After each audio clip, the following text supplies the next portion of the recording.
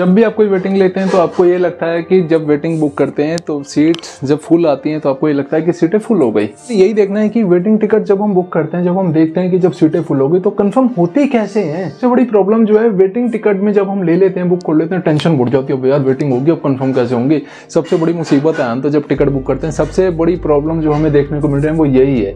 जितने मैसेज आते हैं वेटिंग भैया, वेटिंग भैया, वेटिंग वेटिंग, अरे क्या वेटिंग, इतना प्रॉब्लम है वेटिंग में यार कैसे। लेकिन आज जो है सब समझ लो कि वेटिंग कंफर्म कैसे होती है। अगर आपने इस वीडियो को पूरा देख लिया तो आप बहुत अच्छे तरीके से ये समझ पाओगे कि वेटिंग टिकट कंफर्म कैसे हो सकती हैं। तो कैंसिल के बारे में कोई बात नहीं करूँगा, कैंसिल का कोई अनुमान नहीं लगाया जा सकता कि कैंसिल कितनी होंगी, कब होंगी, कितनी होंगी, कैसे होंगी, कुछ नहीं कहा जा सकता।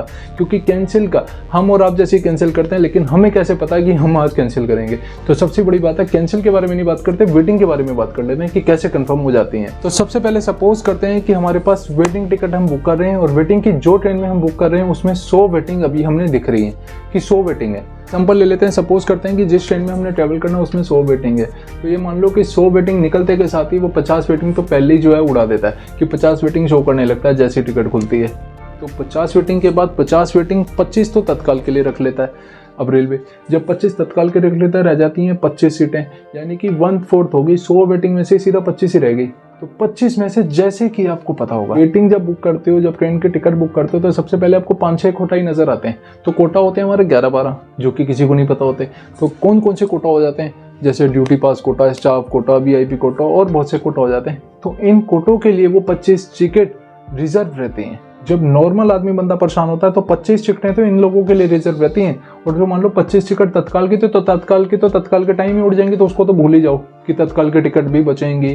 तो 25 वो तो बचनी नहीं, लेकिन 25 कम से कम ये वाली तो बच सकती हैं। तो जो 25 टिकट जो वो होल्ड करके रखते हैं रेलवे, जो 25 टिकट VIP और ये सब जो कोटास वगैरह के लिए, तो 25 टिकट उनमें से हमें जो है एट ओ टाइम में मिलती हैं। तो 25 टिकट वो हम कैसे देख सकते हैं, जब हम फोन में मान लो मैं स्क्रीन रिकॉर्डिंग ऑन कर लेता हूँ। रुको, स्क्रीन रिकॉर्डिंग ऑन करने के बाद मैं आपको बताता हूँ कि 25 टिकट वो किस किस तरीके से बुक की जा सकती हैं। ये हमने कर ली है स्क्रीन रिकॉर्डिंग ऑन। तो अभी हम कर लेते हैं दिल्ली से, चलो मुंबई ये डला पड़ा तो यही देख लेते हैं। तो मुंबई से जैसे ही हम ये नई दिल्ली की देखते हैं ट्रेनें, अभी हमारे पास जो ये खुल रहा है ये आ गई हमारे पास, ये इतनी वेटिंग है, इतनी RAC है, इतनी थर्ड AC है, इतनी सेकंड AC है, ऐसे ऐसे हम देखते रहते हैं। अब मान लो कि सपोज लेडीज़ कोटा भी होता है, सीनियर सिटीजन का भी होता है। तो इन चीज़ों को कैसे देख सकते हैं, इन चीज़ों को हम यहाँ से फिल्टर लगा के देख सकते हैं कि ऑन द टाइम जब हम जर्नी कर रहे हैं तो वो सीटें जो खाली रह जाती हैं क्या उनमें अवेलेबल हैं।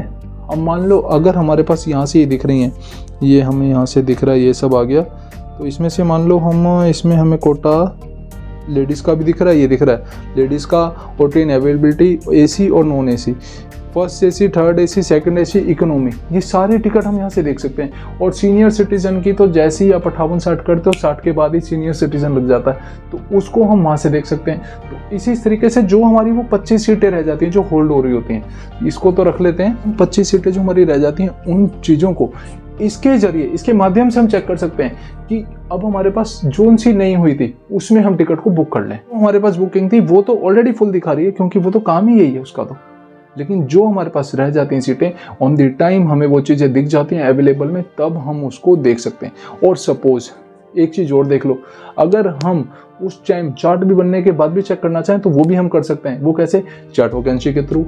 तो अगर चार्ट वैकेंसी के थ्रू सारी सीटें फुल दिखा रहा है, मान लो कि कुछ पैसेंजर उस टाइम में नहीं यात्रा कर रहे, कैंसिल हो गई या वो नहीं आ पाए, तो वो सीटें भी अवेलेबल हो जाती हैं। तो वैसे भी कंफर्म हो जाती हैं कुछ सीटें, TT कर देता है उनको कंफर्म। आजकल तो ट्रेन में ही कंफर्म कर देता है, पहले की जरूरत ही नहीं पड़ती, उसको तो भूल जाओ। तो इन चीज़ों को तब TT भी कर सकता है और आप खुद से भी चेक करके अच्छे से देख सकते हो। तो ऐसे होती हैं कंफर्म सीटें अवेलेबल। इससे क्या होता है, यात्रा थोड़ी सी आसान हो जाती है, ज़्यादा तो मैं कहूँगा नहीं, लेकिन इससे काफ़ी फ़र्क पड़ जाता है। तो इस तरीके से वेटिंग कंफर्म होती चली जाती है। अब मान लो एक चीज़ और ध्यान से समझना, सबसे ज़्यादा मेन चीज़ है वो ये है कि मान लो आपकी वेटिंग है 10, तो 10 में से अगर आपकी जो अवेलेबल सीट एट ओ टाइम में ज़्यादा दिखा रहा है तो आपको ये ध्यान दे देना है कि वो सीट आपकी वेटिंग वाली, अगर उससे ज़्यादा ट्रेन में ticket available already last moment पे दिखा रहा है, वो वाली सीटें जो उनकी पहले से ही होल्ड रहती हैं। तो वो भी तो कहीं ना कहीं लगाएंगे ना।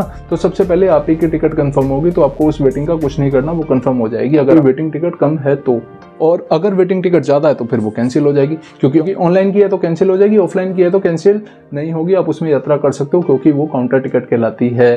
तो इस चीज़ का भी ध्यान रखो। बाकी कोई अगर प्रॉब्लम आ रही है तो इंस्टाग्राम पे मैसेज करके पूछ सकते हो, कोई प्रॉब्लम नहीं है। 24/7 ओपन है, हर बार की तरह आप उसमें सिंपल तरीके से पूछ लेना, लेकिन इस तरीके से दिक्कत ना लेना। इससे बढ़िया उसको क्लियर कर लेना, टिकट को कंफर्म कर लेना, है ना।